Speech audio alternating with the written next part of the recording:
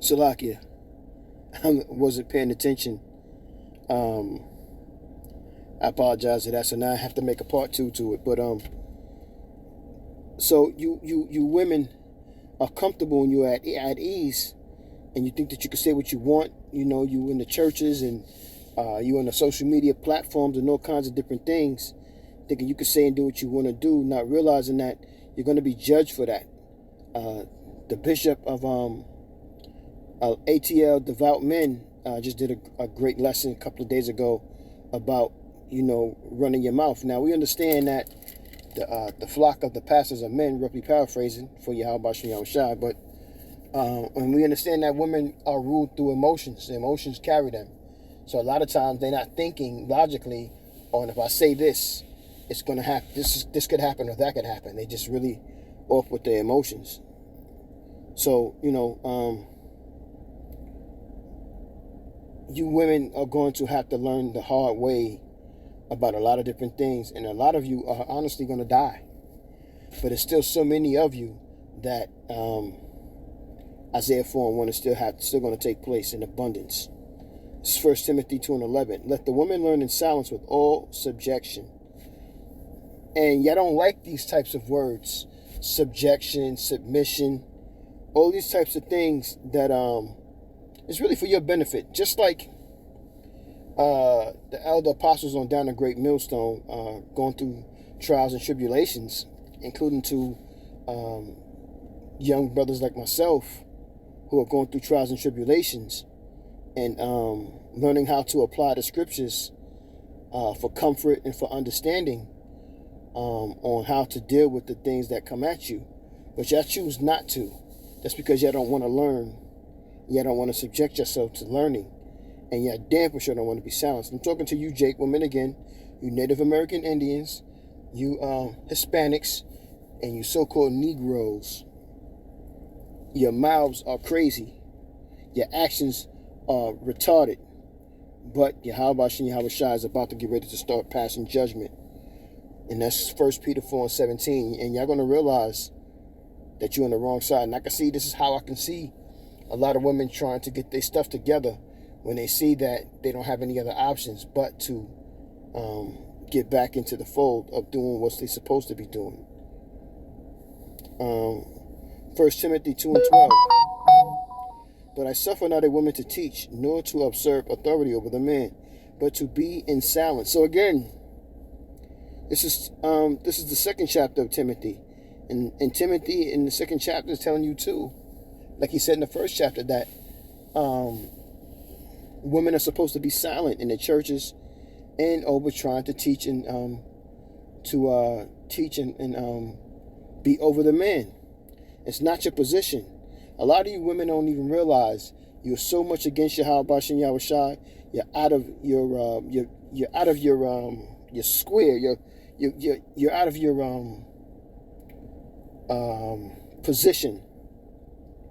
You want to play a position that you're not equipped or set up for, but Yahweh Shem Yahushua set it up that you women would surpass the man, roughly paraphrasing. And now that you have done that for a couple of years after you got there, you don't like it. And what always bugs me out when I hear and speak, or when I see or hear about these Salaki, I said here twice, when I observe these women on these social media platforms, is that y'all think everything is going to be forever, which made me realize that you women are not comfortable with change, and you're not comfortable, or you don't like the feeling of being uncomfortable. You're always about pleasure and pleasing. And this is why the Lord is going to destroy a lot of you, because you're going to be taken out of your comfortable pleasure position, and you're not going to know what to do but try to be sassy and argue and talk. And Yahweh Shem Yahushua is not playing those games, and his men are not going to play those games either. There ain't going to be no simps in the elect. Sirach 26:14. A silent and loving woman is a gift of Yahweh, and there is nothing so much worth as a mind well instructed. And you women minds are gone. You have this liberty that you claim with this feminism. You're making a lot of money. you have the freedom to say and do what you want. And look how you are, and look at the world today. Look at our women. Look how they dress. Look how they act. Listen to what they say. They're very nasty. They got a nasty mouth for a woman. They're smoking and drinking. They're not taking care of their hygiene. They're cutting into their body, so you know they're going to take that C-hip. Cutting into their body so that they can get more and fix it up. Not realizing that this is your body. You're supposed to put any cuttings into your flesh. Not realizing that you don't know what's in these things. You don't research anything, so you don't know anything. It's unfortunate. A lot of our women has to die. And don't get it twisted, a lot of our men have to die too. This is why Isaiah 4:1 has to take place, because there's not going to be a lot of men to even go around today. Even though it was like that today, it's going to be a lot of men still going to go. Jeremiah 31:22. How long wilt thou go about, O thou backsliding daughter? For Yahweh hath created a new thing in the earth, a woman shall compass a man. That's definitely in the spirit for me to speak like that, because I just gave you the understanding, or I just gave you a breakdown of what women are doing today. And this is something that Esau set up, that the Most High had prophesied about, putting it into the scriptures, that we will understand and know what we are dealing with. And the same way our women deal with us is how the men of Yahweh and Yahweh dealt with him. So now we know how I feel. Judges 5:9. My heart is toward the governors of Israel, that offered themselves willingly among the people. Bless ye Yahweh.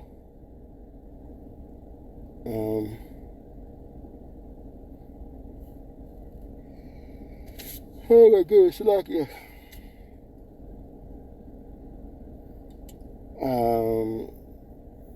Numbers 27, Salakia.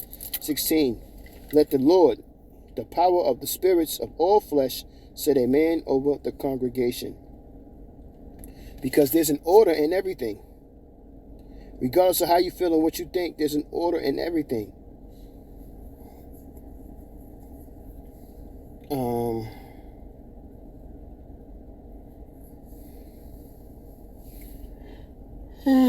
Salaki, I'm gonna leave it right there, man. I think I said enough about where I'm trying to come to you from with it. But I've been rocked to say edified with the lesson. I'm gonna say Kohalo Yahweh, Bahashem Yahweh Shai, Bahashem Rakak Radash.